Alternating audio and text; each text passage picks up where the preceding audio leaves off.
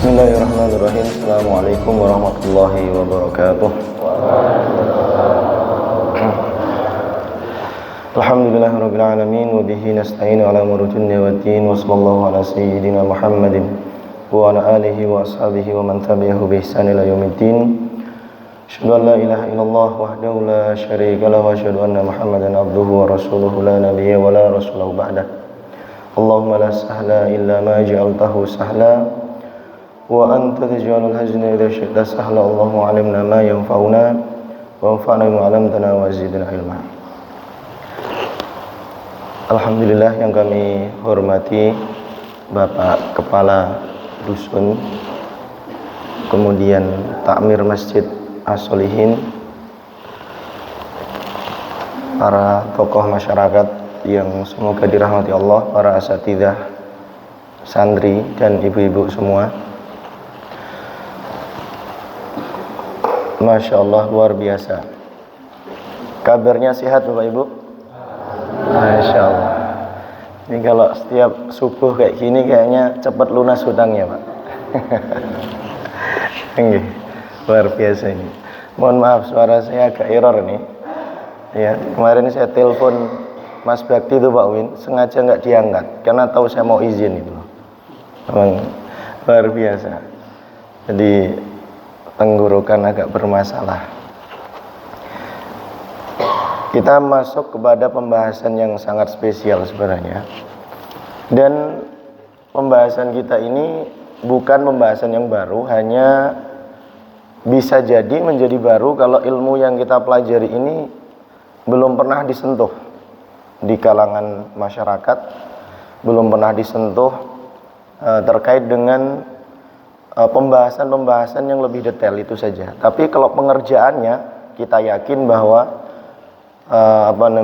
sejak kita masih muda itu sudah mengerjakan itu, yaitu puasa Ramadan. Allah Subhanahu wa taala berfirman di dalam Al-Qur'an, ya ayyuhalladzina amanu kutiba alaikumusiyam kama kutiba alal ladzina min qablikum la'allakum tattaqun. Jadi Allah Subhanahu wa taala ini dari segi adab dan tazkiyah dulu nih. Nanti setelah itu baru pembahasan fikihnya. Jadi Allah Subhanahu wa taala memberikan khitab. Khitab itu mengajak berbicara atau mengajak untuk mengerjakan syariat ini hanya kepada orang-orang yang beriman saja. Makanya di dalam ayat ini Allah mengatakan ya ayyuhalladzina amanu, wahai orang-orang yang beriman. Bukan ya ayyuhan nas, bukan wahai manusia, bukan Bapak Ibu, tapi ya ayyuhalladzina amanu. Maka setiap orang yang beriman itu wajib untuk mengerjakan syariat ini. Lah kapan dinyatakan orang ini bisa beriman? Apakah semua orang yang dinyatakan beriman itu wajib berpuasa? Nah nanti kita bahas di pembahasan fikihnya. Jadi khitab ini atau pembicaraan Allah ini tidak ditujukan kepada orang-orang kafir, tidak pula ditujukan kepada orang-orang yang tidak mengakui adanya Rabb. Jadi ada orang-orang yang meyakini bahwa tidak ada ilah, tidak ada Tuhan. Ini kalau dalam masalah akidah Bapak Ibu, orang yang tidak mengakui adanya Tuhan ini adalah kemaksiatan terbesar di muka bumi. Kalau dia masih mengakui Tuhan, itu masih di bawahnya lagi itu. Semua agama selama dia masih mengakui adanya Tuhan, itu kemaksiatan yang lebih rendah daripada yang pertama tadi, tidak mengakui adanya Tuhan. Dan sedangkan kaum muslimin ini mengakui adanya Allah, mengakui adanya Tuhan. Maka sungguh benarlah perkataan para ulama, ya, bahwa orang-orang yang beriman, orang-orang muslim itu dijamin surga. Kenapa dijamin surga Bapak Ibu? Karena mengakui adanya Allah, bersyahadat. Coba kita hitung Bapak Ibu, minimal saja dalam satu hari kita bersyahadat 9 kali. Itu dalam sholat wajibnya, syahadat loh itu. Di mana? Tasyahud awal dan tasyahud akhir. So dengan hitung. Asyhadu an la ilaha illallah wa asyhadu anna Muhammadar Rasulullah. Sedangkan cara masuk surga itu dengan kalimat itu Bapak Ibu. Cara masuk Islam dengan kalimat itu, cara masuk surga dengan kalimat itu. Kalimat kesaksian adanya Nabi Muhammad sallallahu alaihi wasallam sebagai khatimun nabiyyin wal mursalin, kemudian kesaksian kepada Allah Subhanahu wa taala bahwa tiada ilah, tiada sesembahan selain Allah, itu sudah final. Berikutnya tinggal memperbaiki diri kita, tinggal meluruskan niat ibadah kita, tinggal menambah bekal-bekal kita. Makanya kaum muslimin ini selalu memiliki banyak khitab di dalam Al-Quran. Ya ayyuhalladzina amanu, ya ayyuhalladzina amanu, itu banyak sekali Bapak Ibu, tidak terhitung jumlahnya, tapi sebenarnya bisa dihitung juga. Bisa dihitung. Nah, ini yang kita bahas adalah untuk yang puasanya. Jadi itu hikmahnya. Maka Bapak Ibu, dengan kata-kata ini, maka mestinya kita sebagai orang yang beriman harus bangga, gembira, menyambut dengan senang hati, dengan penuh kebahagiaan ketika syahrul Ramadan, bulan Ramadan itu diberikan kesempatan kepada kita semua. Jadi bagaimana cara kita supaya berbahagia menyambut bulan Ramadan? Itu dengan mempersiapkan ilmunya dan mempersiapkan janji-janji Allah yang nanti akan kita sebutkan. Di antaranya adalah bahwa puasa Ramadan ini memiliki banyak sekali keutamaan. Yang pertama, taqwiyatun nafsi, memperkuat diri. Napa niku yang diperkuat? Yang pertama adalah kekuatan iman dan takwa. Bahwa para ulama menyebutkan manusia itu punya namanya sifat sabu'iyah. Sifat sabu'iyah.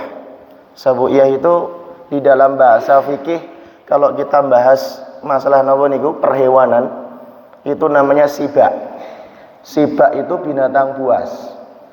Kalau dimasukkan kepada manusia, sifat sabu'iyah ini adalah sifat binatang buasnya manusia. Jadi manusia itu Bapak Ibu diciptakan Allah punya sifat binatang buas. Kalau gitu Ustaz, berarti bahaya. Ya. Iya, kalau ditujukan untuk menyerang sesama muslim, untuk mendolimi keluarganya, untuk menyakiti tetangganya, itu berbahaya sekali. Tapi kalau sifat sabu'iyah ini digunakan untuk melindungi anak istrinya, untuk melindungi tetangganya, saudaranya, untuk melindungi kemuliaan kaum muslimin, maka sifat sabu'iyah ini menjadi mulia. Lah terus bagaimana cara mengendalikan sabu'iyahnya? Itu salah satunya dengan puasa. Nggih, dengan puasa. Jadi puasa itu bisa menghilangkan syahwat, bisa menghilangkan sabu'iyah, bisa menghilangkan syubhatun nafs. Syubhat nafs itu ragu-ragu Bapak Ibu, ragu-ragu tentang keimanan. Itu obatnya juga puasa. Syahwat itu bagi anak-anak muda yang syahwatnya tinggi, ya, syahwatnya tinggi yang sudah menggebu-gebu pengen nikah tapi nggak punya modal. Ya, kalau misalkan Masjid As-Solihin nanti punya Baitul Mal, Allahumma amin ya. Punya Baitul Mal, nanti anak-anak muda Gunung Cilik kita modali nikah gratis. Masya Allah. Setuju ibu-ibu? Nah, nggih, nikah gratis pokoknya. Dibiayai sama kas masjid. Oh boleh itu. Boleh sekali. Nanti banyak anak-anak muda yang pengen nikah. Nah kalau begitu kan jadi baik Pak. Artinya ini bisa terselesaikan dengan puasa atau dengan solusi ekonomi. Kalau misalkan puasa, waduh Zat, nggak mampu, uang kerjaanku berat kok, jenengan ken poso lha engko sahur ya jam 8 sarapan. Gitu. Lah berarti solusi yang kedua adalah Baitul Mal. Baitul Mal masjid. Masjid dihidupkan, kedepannya ada Baitul Mal, ada khas masjid. Semakin banyak pengunjung, semakin banyak yang ziarah, semakin banyak aktivitas di masjid ini, maka otomatis Bu akan semakin banyak harta yang masuk. Maka kuncinya satu Bapak Ibu, mohon maaf sebelum kita lanjutkan, bahwa cara untuk memperbesar aset masjid ini harus diperbanyak pengunjungnya. Tidak mungkin rezeki kita bisa masuk dari segala lini, tidak mungkin kekuatan ekonomi kita bisa tumbuh dari berbagai macam kecuali di masjid ini tumbuh aktivitas atau tumbuh ziarah dari mana saja, kapan saja, yang nanti di sini memicu untuk orang mau memasukkan hartanya bersedekah karena Allah Subhanahu wa taala. Maka dengan program-program yang menarik Bapak Ibu seperti makan minum gratis, Jumat berkah, kemudian kopi gratis, kajian subuh berjamaah plus sarapan gratis. Pagi ini sepertinya belum ada, Bu. Ya, contoh seperti itu pemicu Bapak Ibu. Itu pemicu memperbanyak ziarah.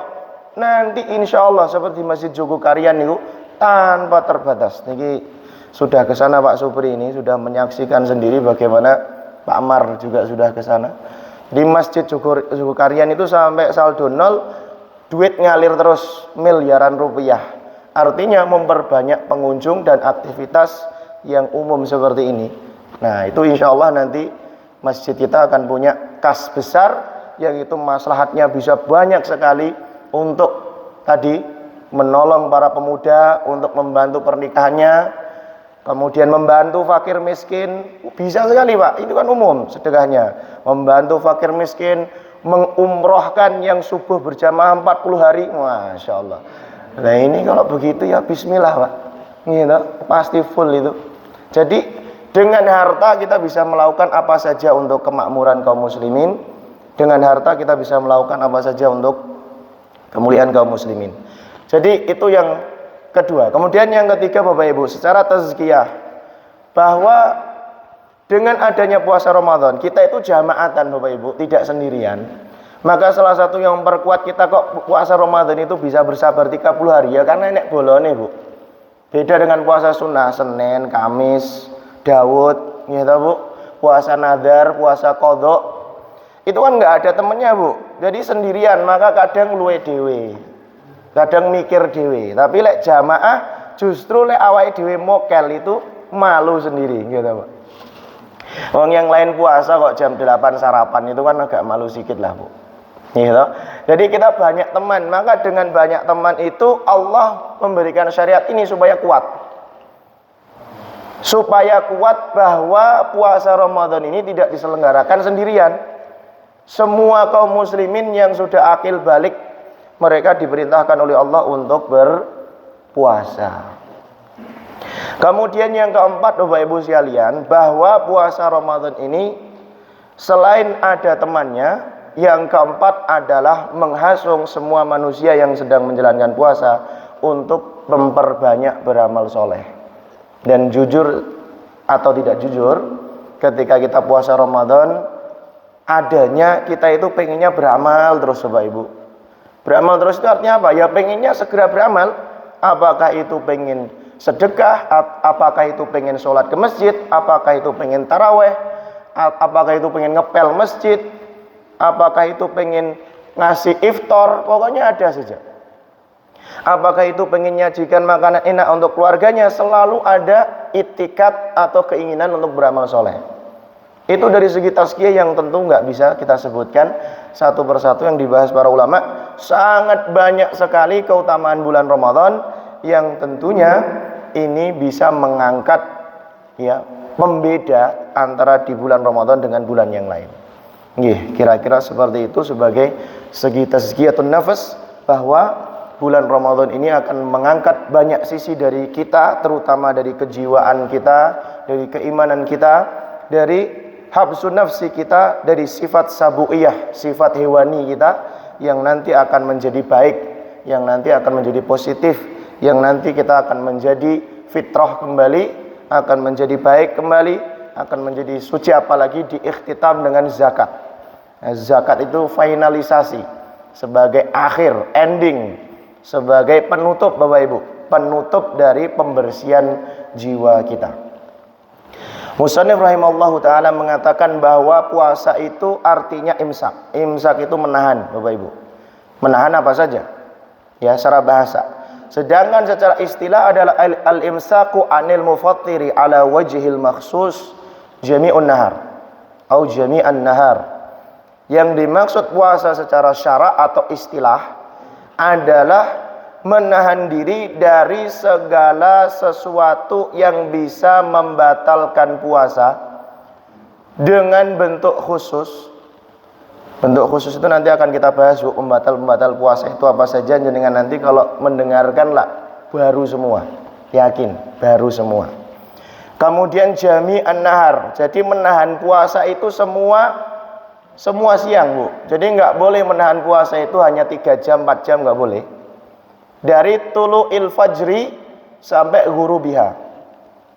Dari terbitnya matahari itu ya tadi pas adzan subuh tadi, fajrul shadiq namanya.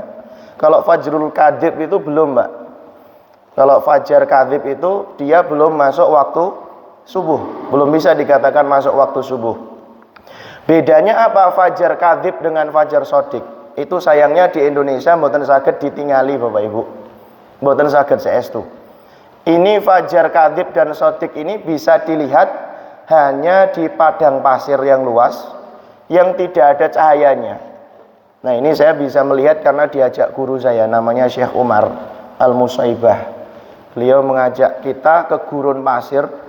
Menuju ke gurun pasir itu dari jam 3 malam Bapak Ibu sampai tempat itu sekitar jam kurang jam 2 malam, sampai tempat itu sekitar jam setengah 4. Jadi perjalanan dari tempat kita tinggal itu sekitar 1,5 jam. Baru itu pakai bis, baru sampai di gurun yang luas sekali tidak ada lampu. Baru dari situ kita diajarkan sama beliau bagaimana cara melihat arah mata angin, kanan, kiri, depan, belakang, mana arah kiblat, mana tenggara, mana barat daya, mana timur laut, semua pakai nama, Bu, bintang. Jadi bintang itu seperti ini, sikunya seperti ini, Masya Allah. Itu baru tahu ya di situ, di Yaman itu. Kenapa di Indonesia nggak bisa Bapak Ibu? Karena di Indonesia itu sudah modern.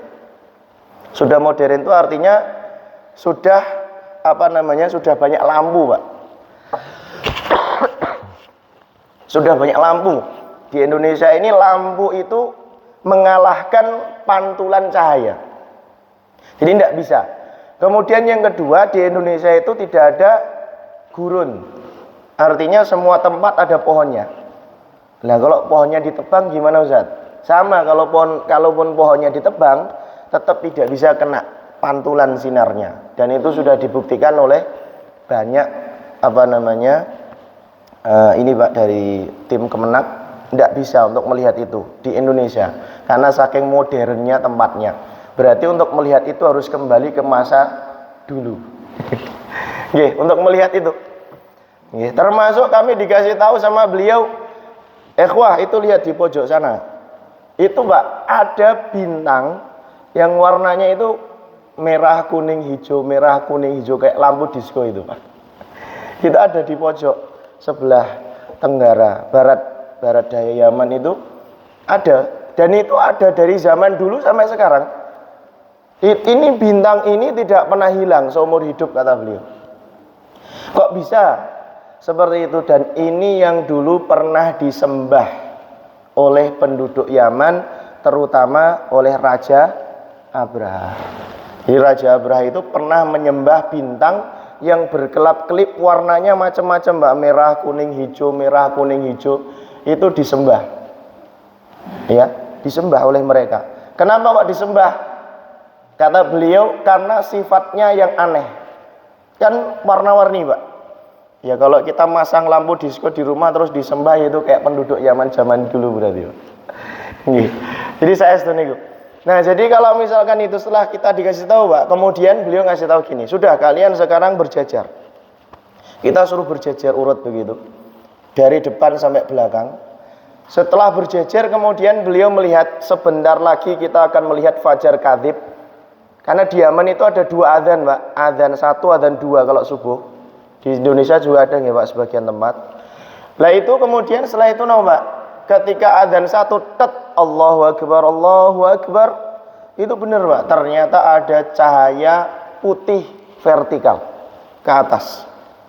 Kalian dengar tadi apa? Adzan pertama apa adzan kedua? Adzan pertama, lihat ke atas. Benar, Pak. Ternyata ada cahaya menuju ke atas vertikal. Warnanya putih agak samar-samar. Masya Allah. Kita melihat semua. Oh iya Syekh. Setelah itu tunggu ya, tunggu 15 sampai 20 menit. Kalian bertahan di sini, jangan pergi kemana-mana. Kalau duduk boleh, tapi pergi enggak. Kita tunggu Pak, karena saking penasarannya. Betul, begitu ditunggu 10 menit, 12 menit, 13 menit, 14 menit kurang lebih Pak ya. Sekitar itulah 14 sampai 15 menit. Ya, kemudian tiba-tiba langsung apa? Langsung terdengar adzan berikutnya Pak. Allahu Akbar, Allahu Akbar. Tiba-tiba ini hilang menjadi nyamping.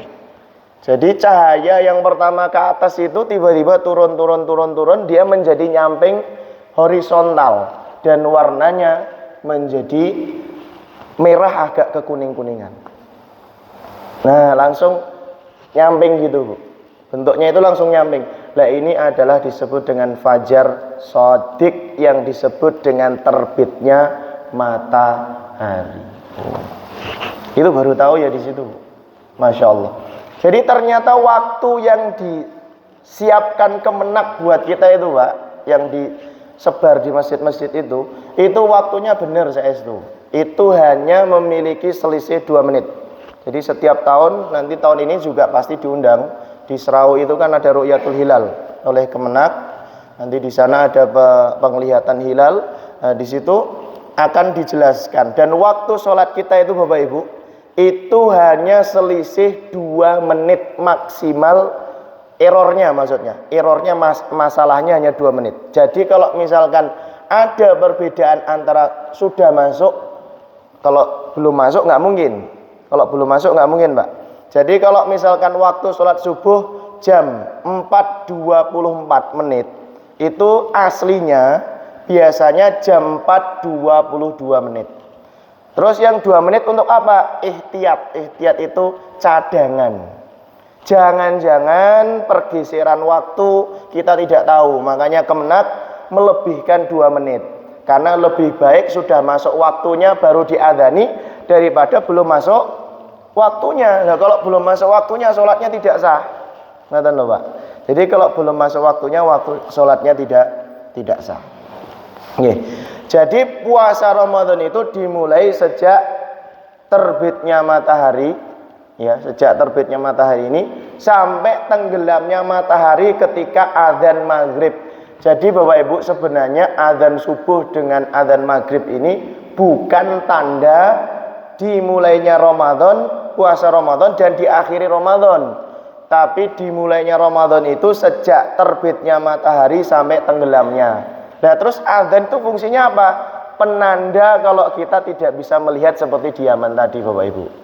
Aslinya kalau panjenengan itu sudah bisa melihat waktu sholat seperti yang disebar oleh Kemenak, atau bisa melihat seperti di Yaman tadi, maka meskipun tidak ada masjid yang adzan, jenengan sudah boleh untuk mengakhiri sahur, artinya boleh memulai, dan boleh untuk iftar.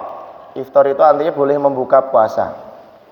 Meskipun tidak ada adzan sama sekali. Nah, terus kalau misalkan nggak ada adzan karena mati listrik, terus kita kira-kira boleh lah, itu jenengan nanti pas tanya jawab jenengan tanglet nih. Ribon lek misalkan kita iftar lebih duluan daripada masjid karena muadzinnya itu iftar dulu. Ada yang tanya gitu Pak. Jadi muadzinnya itu iftar dulu plus makan besar. Ya kan jadi lama Pak adzannya nih. Mestinya muadzin itu kan ya minum sekejap adzan. Nah, itu enggak, muadzinnya minum, makan kurma, makan besar karena sate makannya. Ya jamaahnya kelengerin nunggu, ya Allah kapan ini. Nah kalau gitu kan error ini. Nanti kita diskusi ditanya jawab Pak masalah itu. Ya, jadi puasa Ramadan ini diwajibkan untuk setiap muslim yang balik, yang akil. Muslim semuanya kita kena ini Bapak Ibu. Kemudian balik itu usia remaja. Usia remaja kalau secara pasti itu 15 tahun Bapak Ibu. 15 tahun itu harus puasa.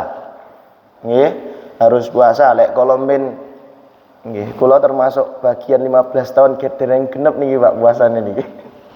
Tapi pun anu Pak, pun mboten eling pira laline. Nggih, utange pinten pun lali masalahe. Jadi Bapak Ibu kaedahnya ngeten. Lek jenengan gadah utang puasa, memiliki utang puasa, terus kemudian jumlahnya lupa, maka yang diingat-ingat sing jenengan eling-eling niku jumlah terbanyaknya. Nah, niki jenengan lek teng griya mangke gen eling. Jadi lek jenengan puasa Ramadan terus utangi piro kok lali, piro ya kira-kira utangku? Apa malah ora poso blas, Pak? Makane ra duwe utang. Lah aku ora poso lho, dat piye lek ngitung utange ya. Mboten. Maksudnya lek jenengan mboten eling pinten utange, maka jenengan emut-emut sebagian besar puasa. Contoh ngeten.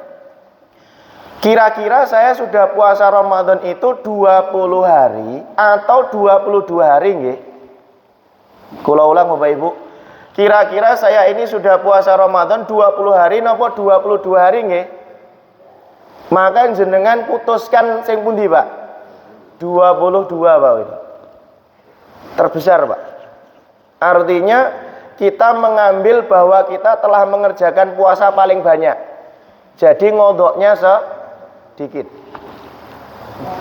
Nggih, ngodoknya sedikit niku nek puasa Ramadan nggih. Jadi lek jenengan pengen ngerti kaedahnya. Jadi kalau misalkan kira-kira sudah puasa 20 napa 22 hari, jenengan ambil yang terbanyak. Nggih menika 22 hari. Lek misale laline niku 20 napa 25 nggih 25. Berarti tinggal mengkodok berapa hari? 5 hari. Tapi aja digawe-gawe lho, Pak. Wis kira-kira 28 lah tat leku puasa ya wis bayaran 2 dino, Pak, lek ngono. Ya maksudnya eling-eling ya sing pas ngoten lho, Pak. Lah tapi nek jenengan salat, mohon maaf lek jenengan salat di mana saja menika. Lek misalkan lupa rakaatnya, ini sebenarnya rakaat ketiga napa keempat salat maghrib misalkan. Padahal jenengan sampun tahiyat awal, berdiri lagi. Tahiyat awal berdiri kan rakaat ketiga, Pak, ini.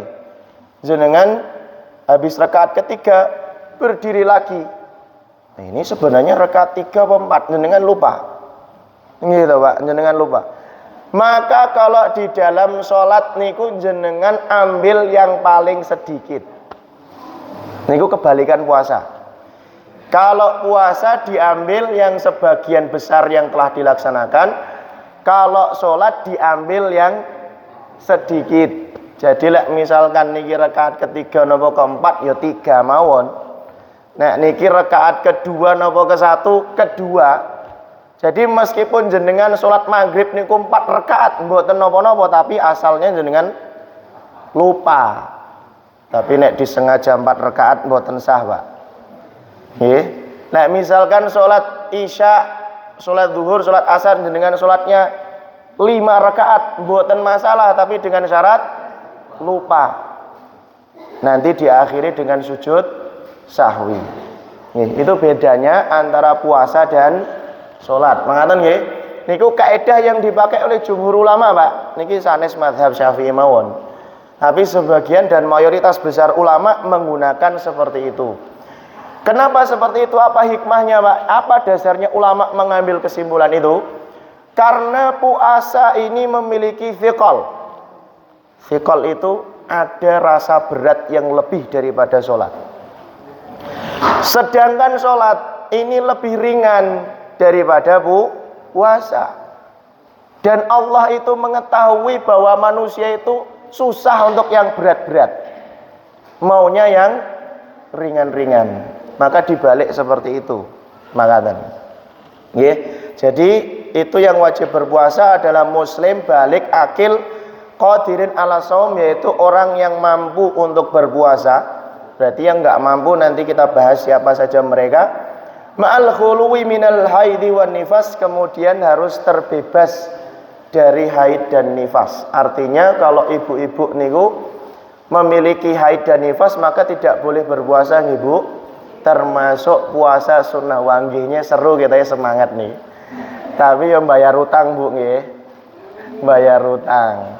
Tapi nanti wonten, Bu, sing boten bayar utang Nah niku sing kula bagi teng jenengan niku penting niku. Niku sering ditangletni kalian jamaah terutama ibu-ibu. Ya tapi bapak-bapak nggih wonten.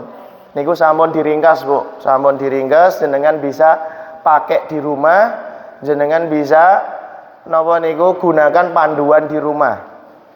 Niku sampun terbit. Sampun terbit di Masjid Agung sudah, di Masjid Perumnas Barian sudah, di pondok juga sudah, di media sosial juga sudah.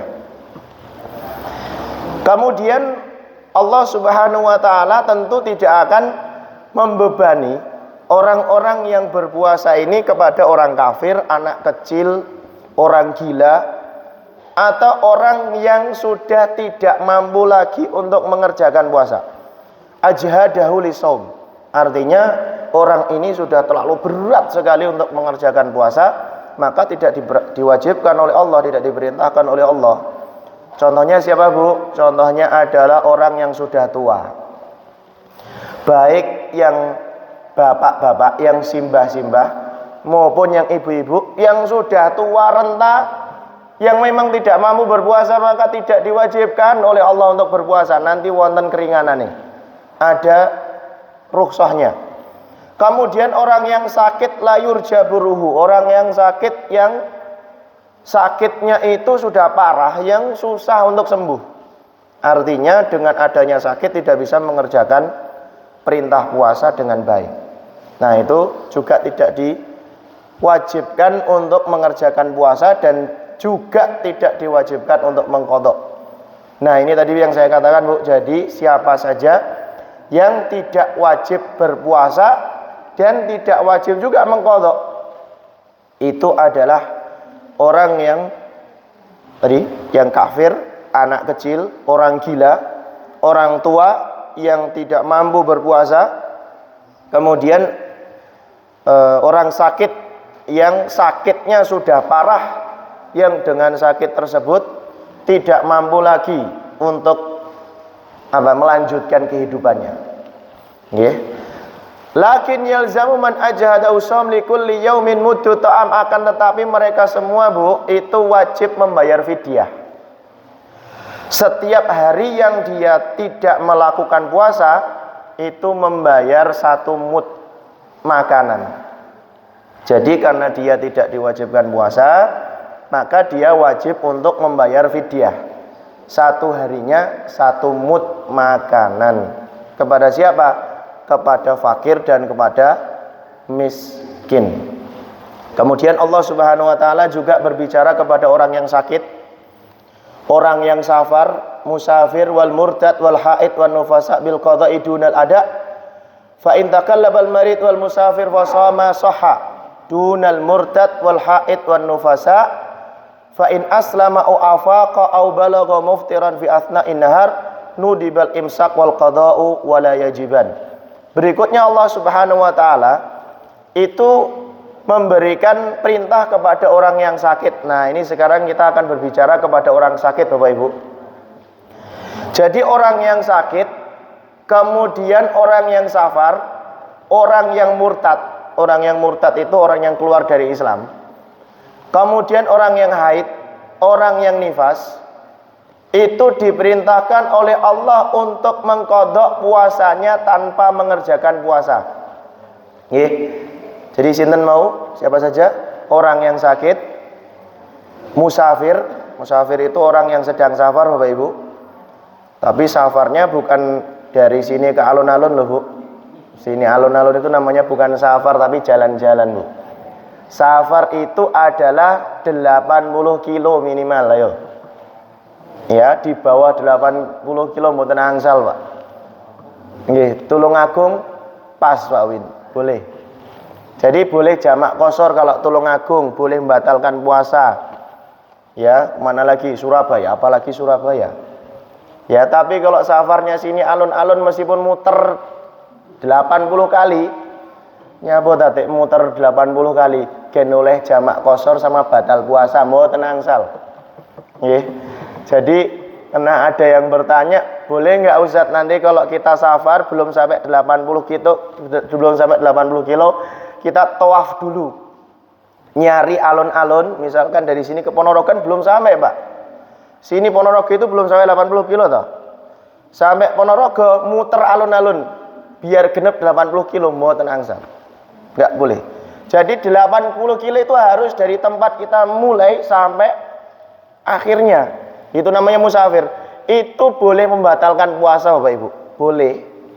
Tapi kalau jenengan nekat, ya Allah Ustaz, mengkon Medion tulung agung batal puasa, apalagi mobilnya ber-AC, ya sudah, nggak usah dibatalkan, itu lebih bagus. Dan itu artinya lebih bagus kalau nggak dibatalkan. Jadi berikutnya niki Bapak Ibu, musafir, murtad, haid, nufasa. Nah orang yang haid juga sama, nggak wajib puasa. Orang nifas dunal ada fa in takallafal marid wal musafir fasama sahha. Jika orang yang sakit dan orang yang safar ini mereka sanggup untuk mengerjakan puasa, maka puasanya sah. Allah Subhanahu wa taala berfirman, wa antasumu khairul lakum. Jika kamu berpuasa maka itu lebih baik bagi kalian.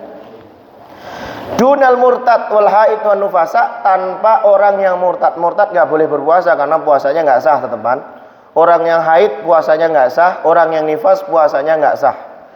Fa in aslama au afaqa au balagha muftiran fi athna'in nahar nudibal imsak. Nah jika orang yang murtad tadi masuk Islam kembali di tengah-tengah siang hari di bulan Ramadan, au balagha muftiran. Balagha itu orang yang balik. Jadi yang pertama siapa Bu? Yang pertama si murtad kemudian masuk Islam di siang hari. Yang kedua adalah si sobi. Sobi tadi kan nggak wajib puasa. Tiba-tiba jam 11 siang dia masuk usia balik. Sobi jam 11 siang dia masuk usia balik. Ya. Au fi athna'in nahar, jadi di siang hari itu dia masuk usia balik, maka disunnahkan untuk imsak. Imsak itu menahan Bapak Ibu. Menahan itu tidak boleh makan, tidak boleh minum. Sampai kapan? Sampai menjelang iftar. Tapi sunnah. Kalaupun mau makan mau minum boleh. Kenapa seperti itu? Karena mereka memang aslinya tidak diwajibkan untuk berpuasa. Nudibal imsak. Wal qadha'u wala yajiban. Dan juga qadha' tidak diwajibkan untuk mereka semua. Jadi tidak wajib untuk imsak dan juga tidak wajib untuk qadha bagi siapa? Untuk orang yang anak kecil tadi, anak kecil yang dia masuk di siang hari usia baliknya, maka dia tidak diwajibkan untuk imsak dan juga tidak diwajibkan untuk qadha. Kenapa ya? Karena anak kecil itu belum ada perintah wajibnya, kecuali kalau misalkan dia si murtad. Maka murtad ini dia wajib untuk mengqadha puasa yang telah ditinggalkan. Jadi kalau misalkan murtadnya itu 5 hari, berarti wajib mengqadha puasa 5 hari. Tapi waliyadzubillah mosok ngitung murtad apa Bapak Ibu. Tapi ya seperti itu, memang harus diqadha orang murtad itu. Nggih. Baik. Nggih, Bapak Ibu sekalian, ini saya ingin membahas beberapa hal terkait dengan siapa saja yang diperbolehkan untuk membatalkan puasa. Ini membatalkan Bapak Ibu. Jadi sekilas dulu. Yang diperbolehkan untuk membatalkan puasa. Kita oke sing seneng nih Pak. Diperbolehkan membatalkan puasanya. Jadi yang pertama yang diperbolehkan untuk membatalkan puasa adalah ghalabatul ju' wal atashi bihaitsu yakhshal halak. Awil marad walau tara'a fi athna'il yaum idza syaqqa as-shaumu. Adalah mereka yang terlalu lapar. Jadi kelaparan yang sangat. Gimana nih Pak? Jadi kelaparan yang sangat yakhshal halak, yang dikhawatirkan kalau dilanjutkan 5 menit lagi mati Pak. Nggih Bapak Ibu. Jadi kelaparan yang sangat, kalau dilanjutkan puasanya 5 menit 10 menit lagi, wah ini rumah sakit saya ini. Maka itu boleh membatalkan puasa. Nggih. Kalau di sini saya sudah menuliskan Bu. Ini karangan sendiri, jadi kalau ada kesalahan bisa langsung kepada penulisnya. Ya, di sini sudah saya sebutkan Bu. Jadi orang yang ini di sini disebutkan mana? Kan? Oh, enggak ada di sini ya. Orang yang bekerja enggak masuk ya. Pekerja keras. Enggak masuk. Oh, pantesan. Oh ya, belum masuk Bu di sini. Belum masuk. Di tulisan ini belum masuk. Contoh adalah pekerja keras Bapak Ibu. Pekerja keras, tukang bangunan yang ada di sawah, yang ada di mana lagi Pak, Bapak Ibu? Pokoknya pekerja keras. Pekerja keras tingkat tinggi. Misalkan ngeten nih, misalkan besok mau ngecor. Misalkan besok mau ngecor. Ya. Kemudian wah ini ngecor ini. Ngecor itu kan terus Pak, nggak boleh berhenti. Kalau berhenti rusak cornya gitu. Kecuali pakai dream mic apa niku? Gitu. Reading mic nggih. Nah, kalau tenaga manusia kan terus. Nah, niku yang pertama dilakukan bagi kita semua adalah puasa dulu Pak nggih. Jadi tetap sahur, kerja ya kerja, puasa ya puasa, sampai nanti tadi Bu, udah kelihatan wah berkunang-kunang. Nah, udah kelihatan berkunang-kunang, udah kelihatan meh semaput, ya udah bismillah andi, banyu. Wis banyu kene. Iki oleh ora nek banyu aku rumah sakit tenan nih. Nggih, jadilah udah posisi seperti itu kayak njaluk tulung Pak aja menengai. Engko malah jenengan ngene wae, lah aku mati ke husnul khotimah ora iso. Mboten saged Pak, jenengan lek mati karena puasa gara-gara kerja jenengan dosa saestu. Mboten angsal. Jenengan salat niki, salat terus salat sampai lupa makan, lupa minum, ya, lupa keluarga sampai mati jenengan dosa. Enggak boleh seperti itu. Ibadah itu tidak menyebabkan kita tersiksa dan mati. Enggak boleh. Termasuk puasa Ramadan. Tapi juga enggak boleh dari rumah, wah sesuk ngecor ngapain sahur. Ya, apa sahur barang wis ngecor ya wis bismillah. Besok ya sing lain puasa sewarapan dhewe masalah. Nyawa Pak, lah Ustaz hari ngomongnya oleh buka ya wae ngawur iki. Mboten asal nggih. Jadi ngecor rumiyin tetap puasa ngoten. Itu boleh Pak. Kenapa seperti itu? Karena udah melebihi ke batas kemampuannya. Wala balju wal atos biha itu yaksal halak awil marot. Kalau bisa menimbulkan kehancuran atau kematian, ya, atau sakit ya, meskipun itu terjadi di siang hari begitu. Kemudian di sini disebutkan relawan Pak juga sama, relawan yang khawatir akan korban. Ya, relawan itu artinya orang yang menolong di di bencana, ya, dan seterusnya. Itu kalau misalkan sudah dalam kondisi dia sudah nggak kuat lagi, ya sudah harus dikasih pertolongan Pak. Artinya nggak boleh malah dua-duanya mati. Relawannya mati, yang ditolong juga mati. Gara-gara apa? Relawannya nggak kuat nahan haus. Sementara korbannya nggak bisa tertolong karena kelamaan. Nah itu nggak boleh. Makanya nanti relawan ini dia boleh membatalkan puasa, kemudian wajib qadha dan membayar fidyah. Nah ini yang sering lupa Bapak Ibu, termasuk orang yang lupa niat di malam hari. Jadi puasa Ramadan ini syarat sahnya adalah harus pakai niat Bapak Ibu. Makanya di masjid-masjid kita minta tolong juga para imam, para santri untuk mimpin para jamaah, melatih ngajari. Niatnya melatih dan ngajari nggih. Melatih ngajari nawaitu sauma godin an adai fardhi syahri Ramadhana hadhihi sanati fardhal lillahi ta'ala. Monggo lek jenengan badhe terjemahkan pakai bahasa Jawa. Pripun terjemahane, Mbah?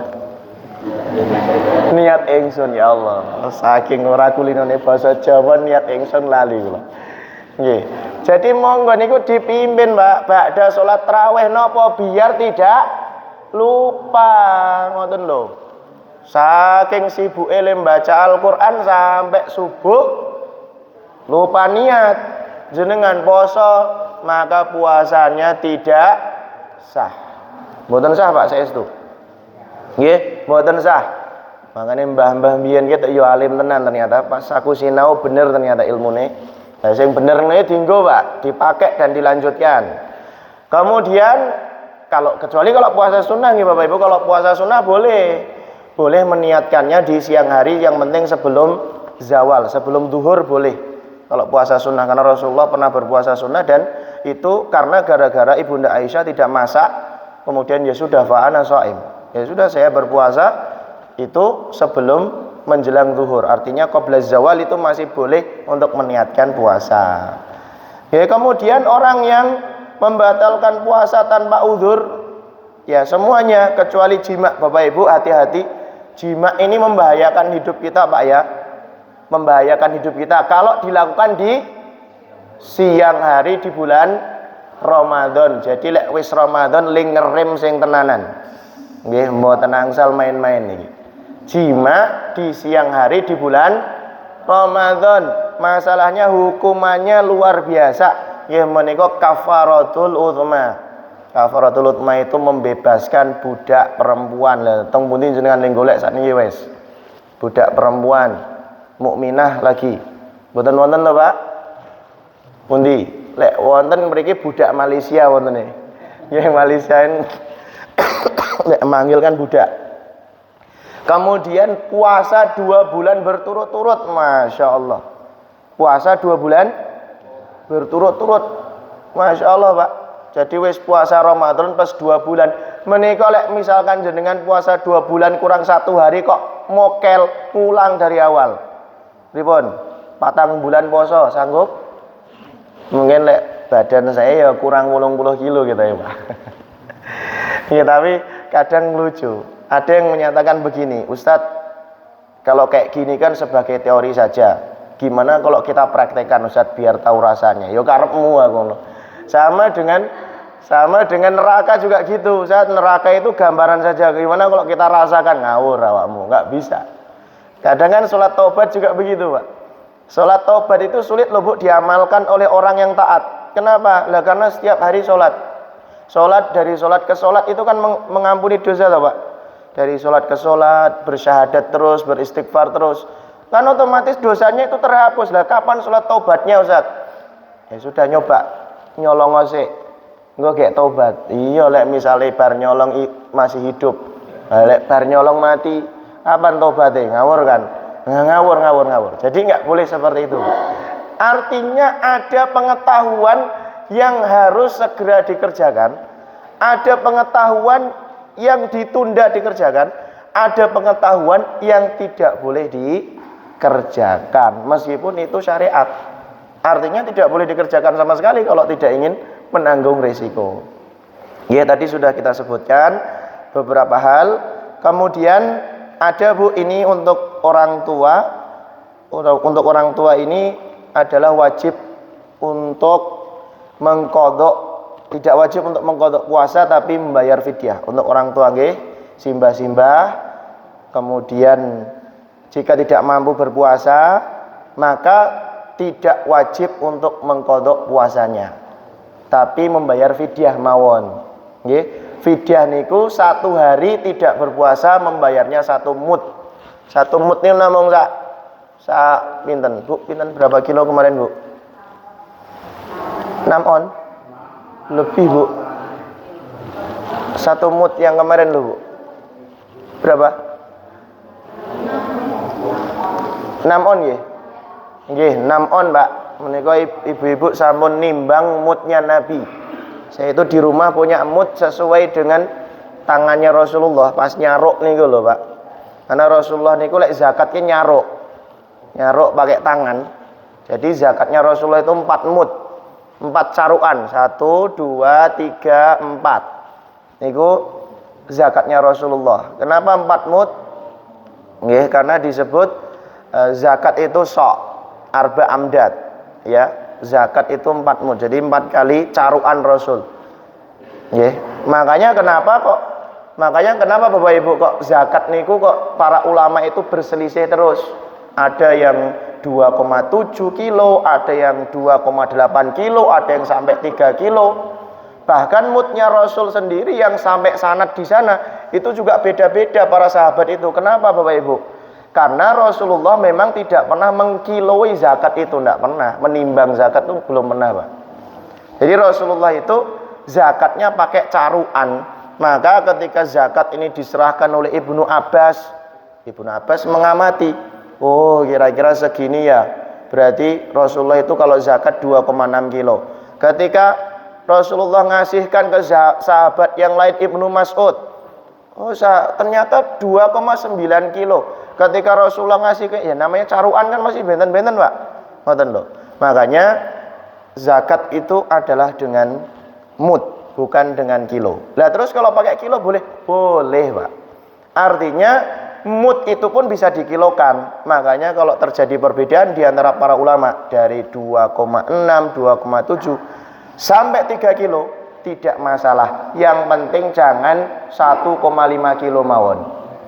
Nek 1,5 kilo jenengan nggak usah terima. Niku fatwane pun mboten wonten niku. Di MUI juga nggak mungkin ada Pak. Di MUI itu sekarang fatwanya 3 kilo. Jadi kalau misalkan 1,5 pun iku rasa zakat saat sedekah wae. Ya, gitu artinya sedekah. Nggih, kemudian untuk ibu hamil dan menyusui. Ibu yang hamil dikhawatirkan akan dirinya sendiri. Jadi ibu yang hamil yang khawatir akan dirinya sendiri, maka wajib untuk mengqadha puasa, tapi tidak wajib untuk membayar fidyah. Jadi khawatir akan dirinya sendiri, ibu hamil khawatirnya akan jasadnya bukan janinnya. Ya, sama dengan ibu yang menyusui, khawatirnya akan jasadnya bukan akan bayinya. Maka itu wajib untuk mengqadha tapi tidak wajib bayar fidyah. Kemudian ibu yang hamil dan menyusui khawatir akan dirinya dan janinnya, itu juga sama. Maka wajib untuk mengqadha puasa jika tidak bisa berpuasa, dan tidak wajib bayar fidyah. Kenapa seperti itu Bapak Ibu? Karena khawatir akan dirinya. Artinya kalau saya ini menjalankan puasa, ini bahaya nanti. Jangan-jangan janin saya yang bermasalah, jangan-jangan bayi saya yang masalah. Tapi kalau khawatir akan janinnya atau bayinya, maka wajib qadha puasa dan bayar fidyah. Kenapa? Karena yang dikhawatirkan adalah madhonnah, sesuatu yang hanya prasangka dan itu orang lain. Janin itu orang lain dan bayi yang digendong itu juga orang lain, kan serba kemungkinan. Maka wajib qadha dan bayar fidyah. Nggih, materi terakhir sebelum tanya jawab adalah pembatal puasa. Pembatal puasa Bapak Ibu yang pertama, wa in akala au syariba au ista'ata au ihtaqana au sabba fi udhunihi wa wasala dimaghahu au adkhala usbu'an au ghairahu fi duburin au fi kubuliha wa ra'a ma yabdu indal qa'dah. Jadi pembatal puasa yang pertama adalah makan. Pasti toh Bu? Ya, makan seperti ini batal mboten puasane? Nek munjung pripun Bu? Munjung pripun nggih bahasane? Sahure kokean, terus pas bar adzan subuh lungguh muntah. Ini biasanya puasa di hari pertama. Saking khawatirnya biar nanti itu enggak batal, maka makannya diperbanyak sampai muntah. Nah, niki pripun Pak? Soalnya saya diaman pernah ini dapat curhatan seperti ini. Lah kenapa kok seperti itu? Iya, saya khawatir nanti seharian nggak kuat. Jadi pas duduk itu langsung keluar Pak. Ya. Nah muntah ini kalau misalkan sengaja dikeluarkan batal, tapi kalau dia keluar sendiri tidak batal. Kalau dia keluar sendiri nggih. Tapi jangan sampai muntah itu ditelan kembali. Oh eman-eman daging. Oh tenang Sal. Ya mentang-mentang sahurnya daging ditelan lagi, wah nggak boleh Pak. Tetap harus dikeluarkan, nggak boleh ditelan lagi. Kecuali kalau baru sampai sini, ya jadi baru sampai tengah-tengah tenggorokan ini boleh ditelan lagi. Tapi kalau sudah sampai di pangkal atas tenggorokan, atau kalau bahasa tajwidnya itu makhorijul hurufnya huruf kha ya di sini, maka tidak boleh ditelan kembali. Makan minum, jelas minum nggak boleh meskipun sedikit. Tapi kalau misalkan nggak sengaja, ya nggak boleh juga. Nggak sengaja pripun maksudnya. Kemudian yang kedua ista'ato. ista'ata aw ihtaqana. Jadi yang dimaksud ista'ata di sini adalah dawa yang dimasukkan atau obat yang dimasukkan ke hidung, Pak, dihirup. Nah, ini contohnya apa, Pak? Inhaler. Mohon maaf. Jadi Bapak Ibu puasa mboten angsal pakai inhaler. Nah, lek baru tahu nggih, niki jawabane sak niki. Ya meskipun pilek senggrak-senggruk ya wis sabar pokoke, Pak. Karena inhaler ini bisa memasukkan zat yang nanti masuk ke tenggorokan dan nanti masuk ke perut. Ini puasanya jadi batal, Pak. Sedangkan puasa ini harus menahan dari segala sesuatu yang masuk ke perut. Maka inhaler ini tidak boleh dipakai ketika berpuasa. Kemudian ihtaqona, menyuntikkan sesuatu. Suntik, Pak. Bapak Ibu, lek puasa mboten angsal suntik nggih sabar rumiyin. Lek suntik angsal tapi malam hari atau sebelum sahur. Insyaallah tasik kathah dokter niki, Pak. Nggih. Kecuali tadi jenengan sampun mboten sanggup puasa. Ya ketika memang sudah tidak sanggup puasa, ya sudah kan enggak puasa berarti boleh suntik, ngoten loh. Tapi kalau masih normal maka tidak boleh suntik. Kemudian sobba fi udhunihi, mengalirkan sesuatu di telinganya. Nah, Bapak Ibu mohon maaf kalau poso le adus aja nemen-nemen, Mbak. Le mandi siang aja berlebihan. Sampai gebyur-gebyur sak olah entek ya. Dihabiskan. Renang enggak boleh, Pak. Jadi kalau berpuasa enggak boleh renang nggih, Bapak Ibu. Enggak boleh renang, enggak boleh mandi terlalu berlebihan sampai napa? Masuk ke telinga. Terus juga ini Bapak Ibu, kalau jenengan pakai niki napa niku? Korok telinga itu tidak boleh sampai terlalu dalam. Nggih, sampai njewero nempel diurek-urek sampai tempat kotoran niku mboten angsal. Jadi sampai di tengah-tengah mawon. Nggih, niku supaya tidak membatalkan puasa. Nggih niku. Kemudian disebut juga adkhala usbu'an ghairuhu fi duburihi, memasukkan napa niki telunjuk ke dubur. Dubur niku tempat pembuangan air besar.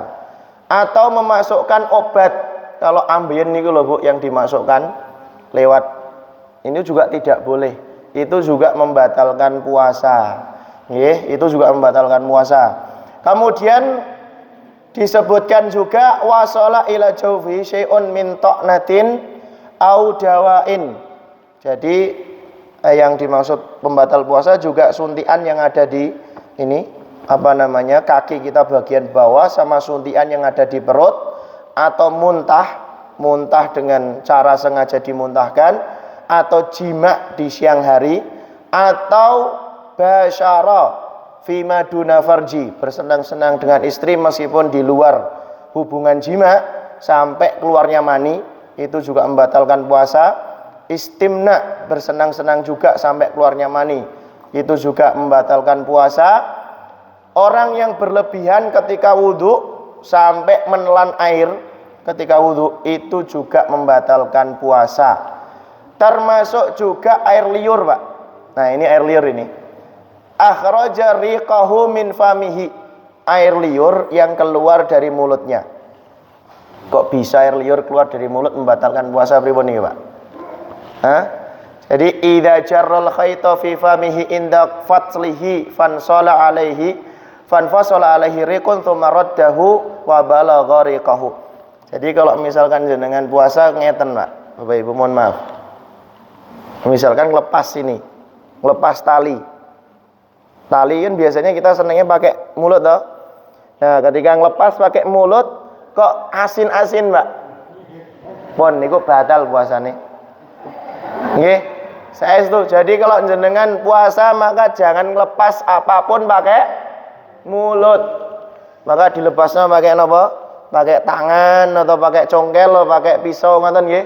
Kadang mboten sabar wis mulut dipakai. Lah niku bisa membatalkan puasa kalau ternyata balik rasanya jadi asin, rasanya jadi gurih, dan seterusnya.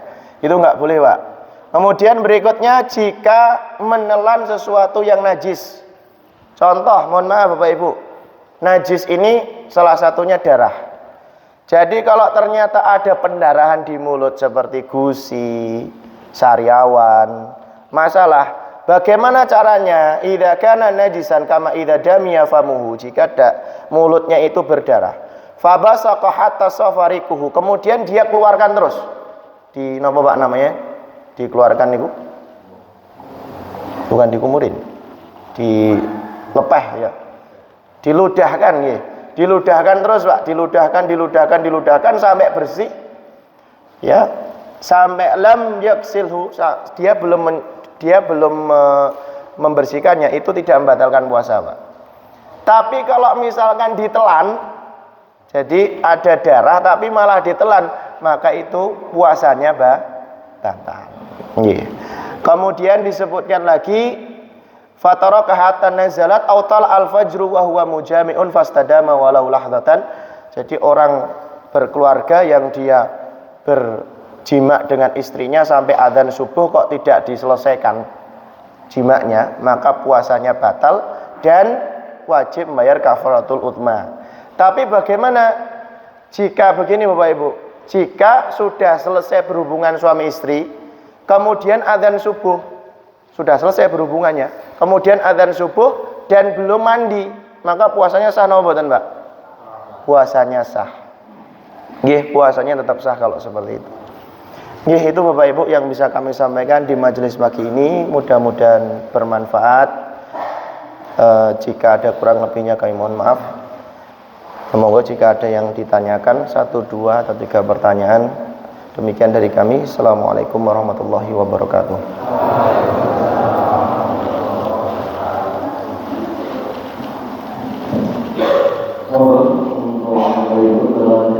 Pertanyaan tentang puasa yang selama ini ditanyakan, membuat kesempatan 1, 2, 3.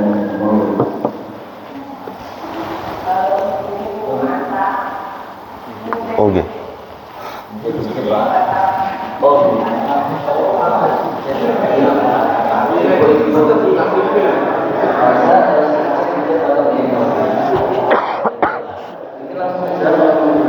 Yang lain dulu kalau ada. Ada lagi Ibu Bapak pertanyaan lagi dari 1 injek lagi. Terus selanjutnya dari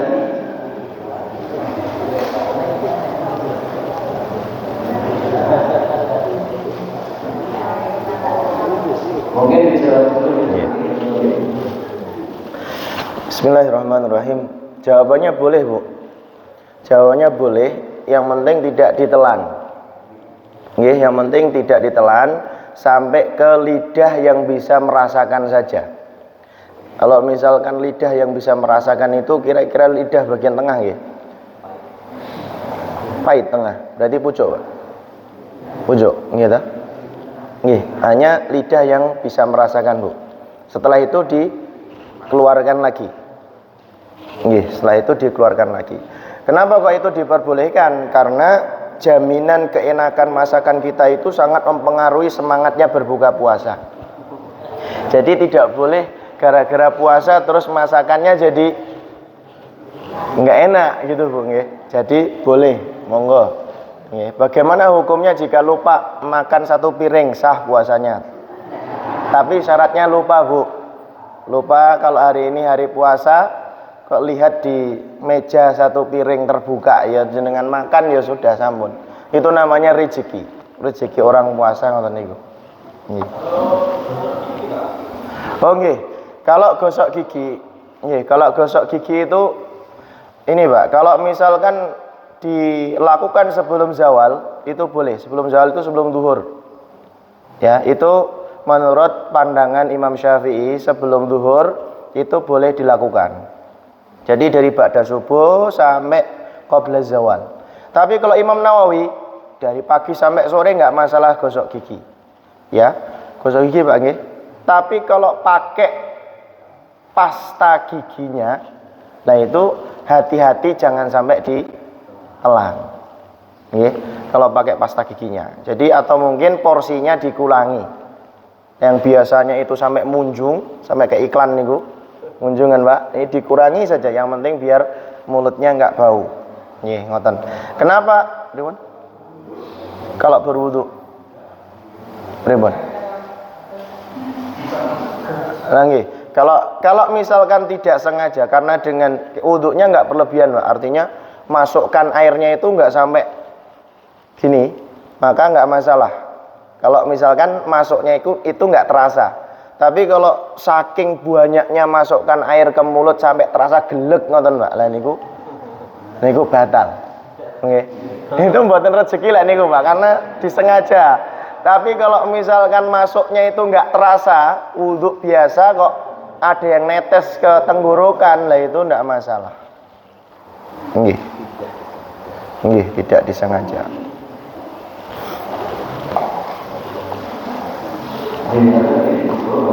Pada yang pertama itu insya boleh, dan yang kedua untuk gosok gigi juga boleh. Ada lagi Bapak Ibu yang ditanyakan tentang masalah-masalah puasa, hubungannya semangat.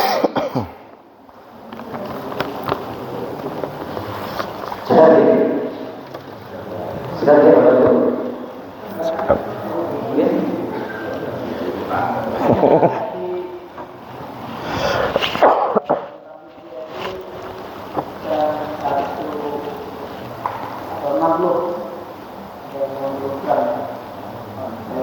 On.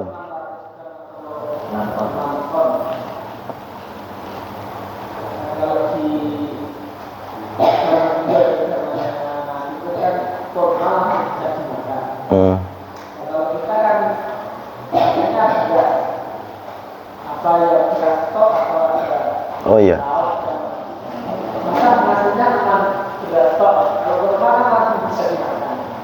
Iya. Oke, ini pertanyaan bagus Bapak Ibu juga. Bagaimana untuk membayar fidyah? Nggih.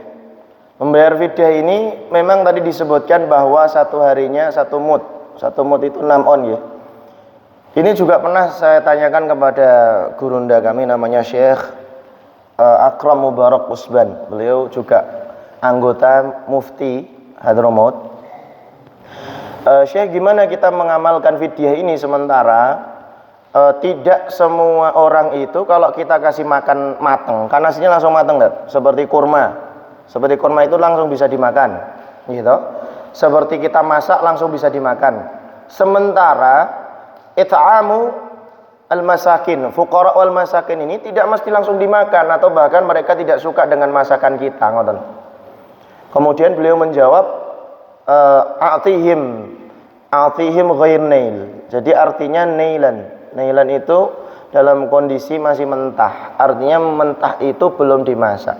Nah, terus bagaimana komposisinya? Berarti ada beras, ada telur, ada minyak goreng. Nggih. Ada. Jadi paket lengkap, Pak. Lah terus telur sama minyak gorengnya itu buat apa? Buat supaya dia bisa masak. Bisa itu sedekah kita. Jadi yang menggugurkan itu adalah berasnya, kemudian telur sama minyak gorengnya sebagai sedekah, karena beras ini tidak mungkin bisa dimakan dengan sendirian. Jadi begitu. Nah terus minyak goreng sama telurnya kan jadi beban juga, Zat. Enggak, itu maksudnya kalau misalkan ternyata fidyahnya itu 15 hari kan berarti 15 on.